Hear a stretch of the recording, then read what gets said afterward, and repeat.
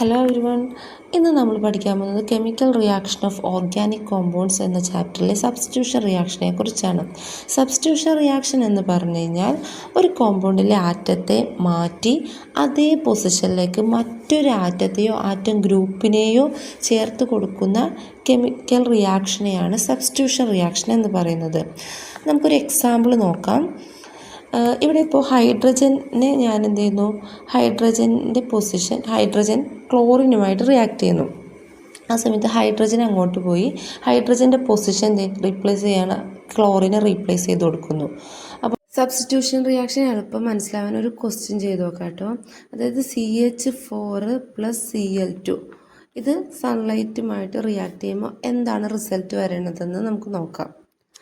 ഈ CH4 നമുക്കൊന്ന് structural ഫോർമാറ്റിൽ എഴുതുകയാണെങ്കിൽ ഒരു കാർബണ് 4 ഹൈഡ്രജൻ, അതെങ്ങനെ എഴുതാം?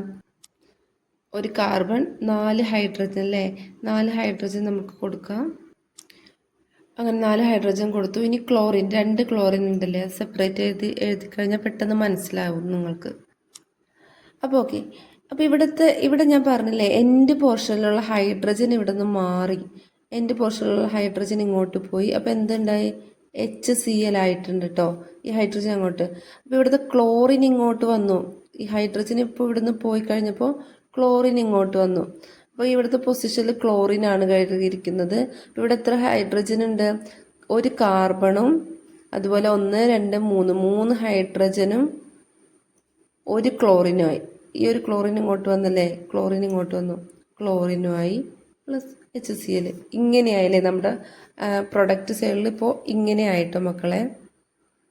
ഈ ഒരു ക്വസ്റ്റ്യൻ നോക്കാം. CH4 എന്ന് പറഞ്ഞാൽ ഇവിടെ 4 ഹൈഡ്രജൻ ഉണ്ടല്ലോ. അപ്പോൾ ഇതിലൊരു ഹൈഡ്രജൻ ഇങ്ങോട്ട് റീപ്ലേസ് ചെയ്തു. അപ്പോൾ എന്ത് സംഭവിക്കുന്നത്? H3 ആയിട്ടുണ്ടാവും അല്ലേ. പിന്നെ ക്ലോറിൻ എടുത്തിട്ട് ഇങ്ങോട്ട് ഒരു ക്ലോറിൻ പോയിട്ടുണ്ടാവും. അപ്പോൾ നമുക്ക് പ്രൊഡക്റ്റ് സൈഡിൽ എങ്ങനെയാണ് എഴുതുന്നത് നോക്കാം. നമ്മുടെ ഹൈഡ്രജൻ്റെ നമ്പർ പറഞ്ഞാൽ കുറഞ്ഞിട്ടുണ്ട്. ഇപ്പോൾ CH3 ആയിട്ടുണ്ട്. ഇങ്ങോട്ട് ഒരു ക്ലോറിൻ ആഡ് ചെയ്ത് വന്നിട്ടുണ്ട്, ഇങ്ങോട്ട് ഒരു ക്ലോറിൻ ആഡ് ചെയ്ത് വന്നിട്ടുണ്ട്, റീപ്ലേസ് ചെയ്യപ്പെട്ടതാണ് കേട്ടോ. റീപ്ലേസ് ചെയ്തു, Cl വന്നിട്ടുണ്ട്, പ്ലസ് HCl ആയിട്ടുണ്ട്. ഓക്കെ, ഇനി നമ്മൾ എളുപ്പ മെത്തേഡ് ഞാൻ പറഞ്ഞുതരാം. ഇത് നിങ്ങൾക്ക് ഒരിക്കലും തെറ്റാതിരിക്കാൻ ചിന്തിച്ച് നോക്കണമെങ്കിൽ ഹൈഡ്രജൻ്റെ നമ്പർ ഇവിടെ കുറയുന്നതും ക്ലോറിൻ്റെ നമ്പർ ഇൻക്രീസ് ചെയ്യുന്നതും കാണാൻ പറ്റും കേട്ടോ. അപ്പോൾ ഹൈഡ്രജൻ്റെ നമ്പർ നമുക്ക് പെട്ടെന്ന് ഈ ഒരു റിയാക്ഷൻ മൊത്തത്തിൽ എക്സ്പാൻഡ് ചെയ്ത് എഴുതാണെങ്കിൽ CH4 ആയത് നമുക്ക് ഇവിടെ 3 ആയിട്ട് എഴുതി കൊടുക്കാം. ഒരു ക്ലോറിൻ ആഡ് ചെയ്ത് വന്നിട്ടുണ്ട്, പ്ലസ് വീണ്ടും ക്ലോറിൻ ആഡ് ചെയ്ത് കൊടുക്കുന്നു. സൺലൈറ്റ് വീണ്ടും നമ്മൾ നോക്കുകയാണെങ്കിൽ ഇവിടെ 3 ഇവിടെ 2 ആക്കി മാറ്റാം. ഹൈഡ്രജൻ്റെ നമ്പർ കുറയുന്നു. ഇവിടെ ഒരു ക്ലോറിൻ ഉണ്ട്, അപ്പോൾ ഇവിടെ 2 ക്ലോറിനായി.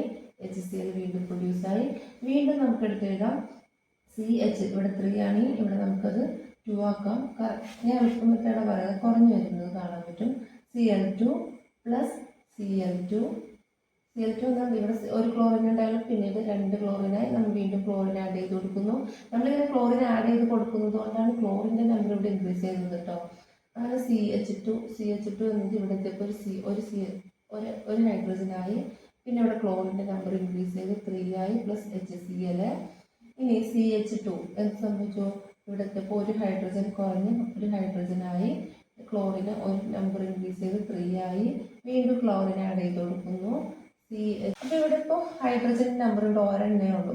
ഇനി ഇവിടെ നോക്കി, ഇവിടെ ഒഴിഞ്ഞുള്ളൂ. അപ്പോൾ നമുക്ക് ഇനി ഹൈഡ്രജൻ വേണ്ട, ഇവിടെ കഴിഞ്ഞു, ഹൈഡ്രജൻ ഇല്ല. അപ്പോൾ നമ്മൾ Cl, ക്ലോറിൻ നമ്പർ ഇൻക്രീസ് ചെയ്ത് 4 പ്ലസ് HCl. ഇത്ര എഴുതിയാൽ നമ്മുടെ ഇക്വേഷൻ കംപ്ലീറ്റ് ആയിട്ടുണ്ട് കേട്ടോ, കംപ്ലീറ്റ് ആയി. ഇതേപോലെ നമുക്ക് വേറെ ക്വസ്റ്റ്യൻസ് ചെയ്ത് നോക്കാം. ഇതേ മോഡലുള്ള ഒരു ക്വസ്റ്റ്യനും ആൻസറുമാണ് കേട്ടോ ഇത്.